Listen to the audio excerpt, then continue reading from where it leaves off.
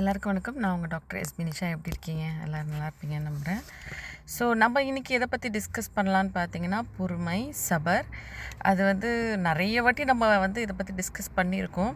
But இந்த பொறுமைக்கு ஒரு லிமிட் இருக்குது அப்படின்னு சொல்லுவாங்க. எந்த அளவுக்கு பொறுமையாக இருக்கலாம், எவ்வளோ பொறுமையாக இருக்கலாம், யார்கிட்ட பொறுமையாக இருக்கலாம் அப்படின்றதெல்லாம் நிறைய கேள்விகள் நமக்குள்ள. ஒரு சிலர் சொல்லுவாங்க, என்னால் பொறுமையாகவே இருக்க முடியாது, எனக்கு பொறுமையாக இருக்க முடியாது, கஷ்டம் அப்படின்னு சொல்லுவாங்க. பட் ஆனால் பார்த்தீங்கன்னா, அவங்க எந்த இடத்துல பொறுமையாக இருக்கணும்னா, ஆஃபீஸில் பார்த்திங்கன்னா ரொம்ப பொறுமையாக இருப்பாங்க. அவங்க மேனேஜர் கீழே பொறுமையாக இருப்பாங்க. ரொம்ப அவங்க சுப்பீரியருக்கு முன்னாடி பொறுமையாக இருப்பாங்க. பட் ஆனால் வீட்டில் பார்த்திங்கன்னா இந்த கேள்விக்கு பதில் அப்படியே ஆப்போசிட்டில் இருக்கும். இன்னும் சிலர் பார்த்தீங்கன்னா எப்பவுமே ஒரு எரிச்சலுடனே இருப்பாங்க. கேட்டால் எனக்கு ஏன் இப்படி இருக்குன்னே தெரியாது.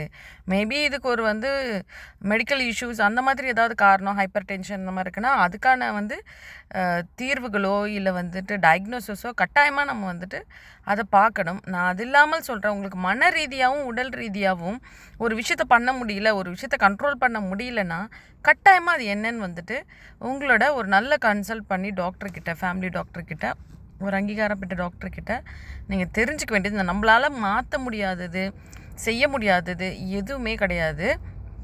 ஸோ கொஞ்சம் பொறுமையும் சிந்தனையும் இருந்து நீங்கள் கட்டாயமாக உங்கள் ஹெல்த் மேலேயும் மைண்ட் மேலேயும் கவனம் வைக்கணும். நன்றி.